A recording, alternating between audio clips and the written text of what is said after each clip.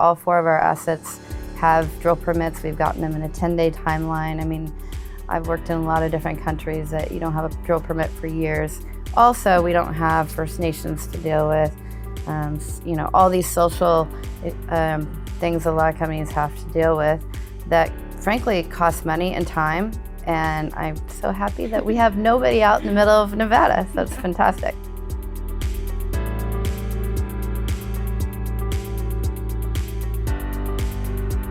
Hello and thank you to those tuning into the Assay TV, where today I'm delighted to once again be joined by Kimberly Ann, the founder, director and CEO of Lahontan Gold. Welcome. Thank you. How are you doing today? I'm doing fantastic. So just as a little recap, can you give us a bit of a backstory to Lahontan? Yeah, Lahontan is such a fantastic story. I think there's no better time to have a brownfield operation, especially in Nevada, the Walker Lane, where jurisdictional risk is quite low. We are focused on advancing our gold and silver assets as quickly as we can to production. And in advancing that, you've done some baseline studies recently, some environmental. Can you go into some depth regarding that, please? Yeah, that's really important for people to understand because we consider ourselves a development explorations company. We are a past producer. Our Santa Fe flagship asset was mined from 1988 to 1992 by a company called Corona Gold. That was during a time when gold was, you know, $370. So totally different landscape in this market now. We believe because we're a brownfield operations, the baseline studies are really important. It takes 18 months. You have to have 4 growing seasons. So this is a time-sensitive document. It's an expensive document. Most juniors don't go down this path. Why do we? Because we want to fast track it back in production. We have 1.7 million ounces in the ground right now. That's enough to warrant making a production decision. We also have 3 wells on the property with the water access, the rights to that, a substation. So when you think about infrastructure, we have it all. It's just get this document and then we can start planning out how much money do we need to raise to build it and fast track it.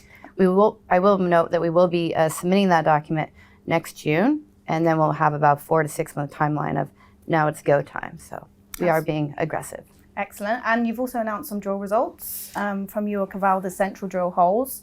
Can you share some of the results? Yeah, it's really exciting part of the land package. Slab-Calvada complex. There's 3 historic pits over in this area, very shallow pits that were mined at the end of mine life. It's all oxide. It starts at the surface, so low cost. So when we're looking at building out this asset, you know, this is the low-hanging fruit. This is where you'd start production while you're doing layback over in the other areas of our property. So we have been focusing in this area because we haven't gotten down to the transition or the sulfide materials. We've gone down 380 meters and it's all oxide. So yeah, we've had great drill results. We do have blocks out of our resource model that couldn't be tied into this current model we have to date. So our drill program was focused on getting that up to stuff. So the company's been very busy, particularly with the acquisition of the new satellite asset. Can you tell us a little bit more about that? Yeah, we're very excited about the West Santa Fe asset. It's a little bit of a coup because we got to get this oxide project, big land package, 13 square kilometers, for a very low cost. It was a 7-year option agreement, back-end loaded, so we paid $10,000 the first year, $20,000 the next year. So it really gives us time over the next couple of years to decide whether we want to keep this asset or not. That being said, it's got 171 drill holes on the property, 13,000 meters of drilling. Yes, it's old data, it's from 84, 85, but it does have sizability. It's got really good grades, a little bit better grade actually than we have at Santa Fe. It's all oxide, starts at the surface. So very low risk. It's also 13 kilometers away from Santa Fe proper. So we think about this as a satellite operation, hence why it's called West Santa Fe.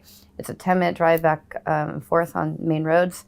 So, you know, if you think about down the line of when you're going to build it, you would have your heap leach pads, load the carbon, and then send it over to Santa Fe proper. So very, very low risk operation with, you know, plus million ounce potential. And we don't look at properties unless they can be sizable and good grade. So we're really excited about this transaction. The team is out there right now, mapping and sampling, and our third-party group is focused on building us a block model so we can make an educated decision in January of our drill program and go from there. whilst we're on the topic of financing, you recently completed a $2 million financing in Q3. Yes. What's that been utilised for so far? Yeah, so we chose to do that in August before September, October was coming, when a lot of juniors look for cash. We didn't want to miss a growing season for our plan of operation. We have a lot of data from our drill program that we need to put into another model, so it's really focused on the baseline information we need, getting our team out to West Santa Fe to get to know our new asset. They're out there busy mapping and sampling, building a drill program.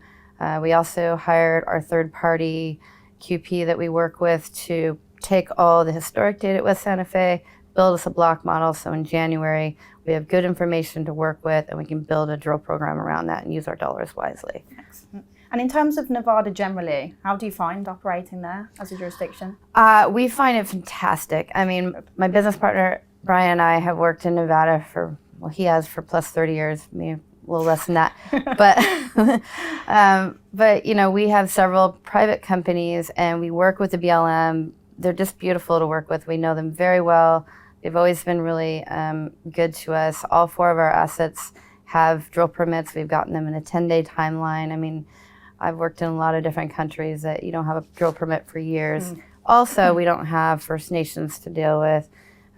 You know, all these social things a lot of companies have to deal with that frankly cost money and time. And I'm so happy that we have nobody out in the middle of Nevada. So it's fantastic.